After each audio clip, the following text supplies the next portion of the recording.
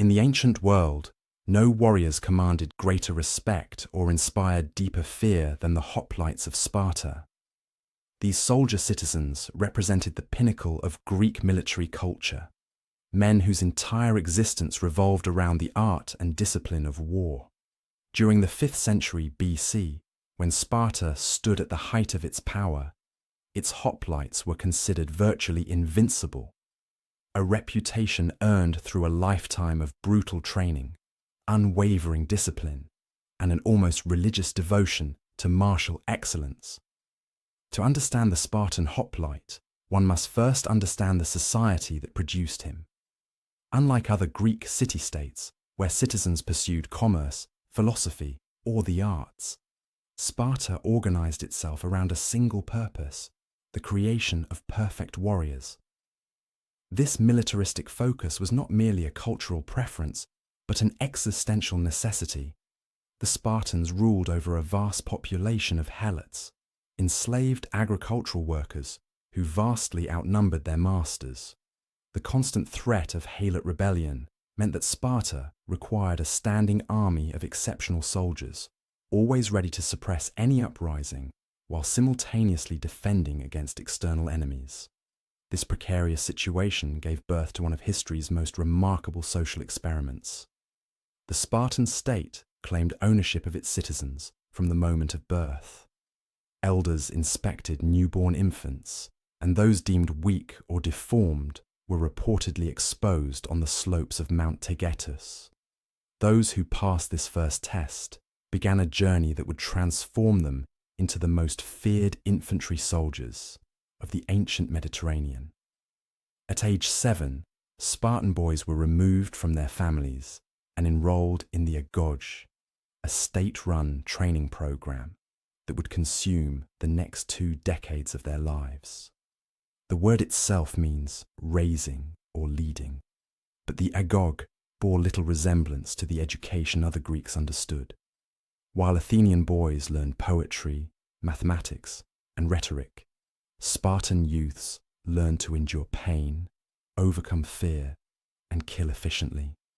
Life in the agog was deliberately harsh. Boys slept in communal barracks on beds of reeds they had gathered themselves from the Eurotas River.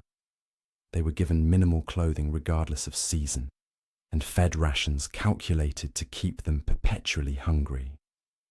This scarcity was intentional. Boys were encouraged to steal food to supplement their diet, though severe beatings awaited those clumsy enough to be caught. The lesson was not that stealing was acceptable, but that a warrior must be resourceful and above all must never fail. Physical training dominated daily life.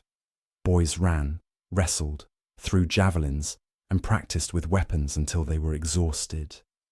They learned to march in formation, hold their positions in the phalanx, and respond instantly to commands.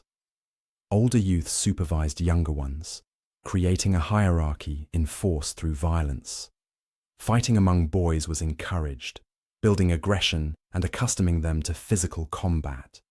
Perhaps most importantly, the agogi instilled the psychological qualities that made Spartan hoplites so formidable.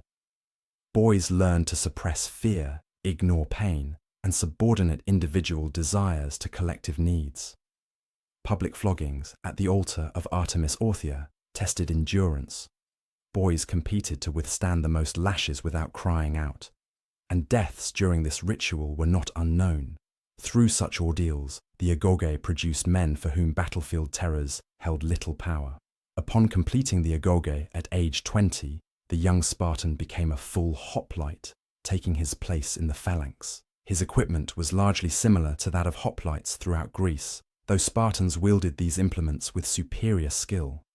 The defining piece of equipment was the aspis, a large circular shield roughly 3 feet in diameter.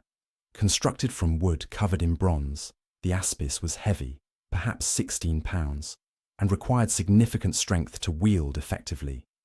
It was held by passing the left arm through a central band and gripping a handle near the rim. This design meant the shield protected not only its bearer, but also the right side of the man standing to his left. The phalanx thus depended on each soldier maintaining his position, a single man fleeing could expose multiple comrades to enemy weapons, Spartans distinguished their shields with the Greek letter lambda, standing for their homeland's official name.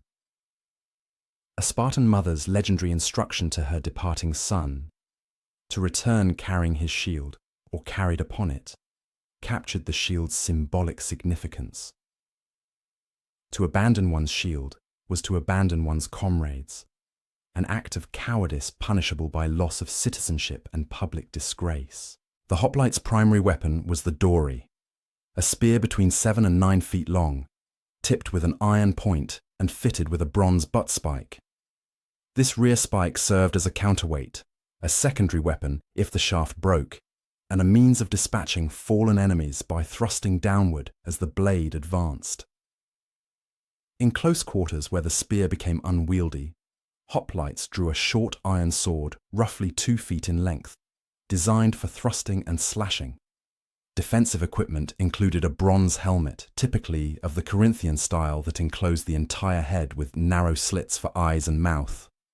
A bronze cuirass protected the torso, while greaves covered the shins.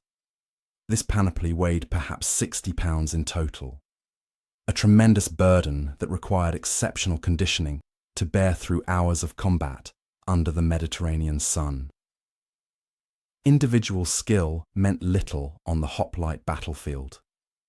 Victory belonged to armies that maintained formation, and no army did so better than the Spartans. The phalanx was a densely packed rectangle of soldiers, typically 8 ranks deep, each man standing close enough to his neighbours that their shields overlapped. The front ranks levelled their spears at the enemy, while those behind added their weight to the formation, pushing forward in a mass of bronze and flesh. The battle between phalanxes resembled a violent shoving match as much as a fight.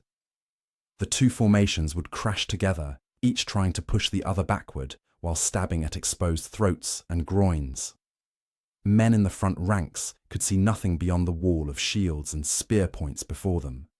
Dust choked the air, screams and the clash of bronze overwhelmed the senses, and fallen soldiers were trampled by advancing ranks. In this hellish environment, only iron discipline kept men in place rather than fleeing in terror. Spartans trained relentlessly for these conditions. While other Greeks were part-time soldiers who drilled occasionally, Spartans practiced constantly. They maneuvered as units, responding to trumpet signals and shouted commands with a precision that amazed observers. Where other phalanxes advanced in disordered rushes, Spartans marched to the music of flutes, maintaining their formation until the moment of impact. The 5th century BC witnessed Sparta's military reputation reach its zenith. In 480 BC, 300 Spartans, supported by several thousand Greek allies, held the narrow coastal pass against the vast Persian army for 3 days. When a traitor revealed a mountain path allowing the Persians to encircle the defenders, Spartans fought to the last man. Their sacrifice bought time for the Greek fleet and became an immortal symbol of courage against impossible odds. The later Peloponnesian War against Athens and its allies demonstrated Spartan prowess in more conventional conflicts. Spartan armies proved nearly unbeatable in pitched battle. Their discipline and training overwhelming opponents who matched them in numbers and equipment. The mystique surrounding Spartan warriors became so powerful that enemies sometimes fled rather than face them, convinced that resistance was futile. The Spartan system ultimately contained the seeds of its own destruction. The demands of the agoge and constant military service meant that relatively few Spartan citizens had children. Battlefield losses could not be replaced, and the citizen population steadily declined. By the 4th century BC, Sparta could field only a fraction of the hoplites it had mustered in its golden age. The Spartan hoplite represents an extreme answer to the question of how a society might produce perfect warriors through total commitment, lifelong training, and the systematic suppression of everything that did not serve the needs of war. Their legacy reminds us both of what disciplined warriors can achieve and of the human cost such achievement demands.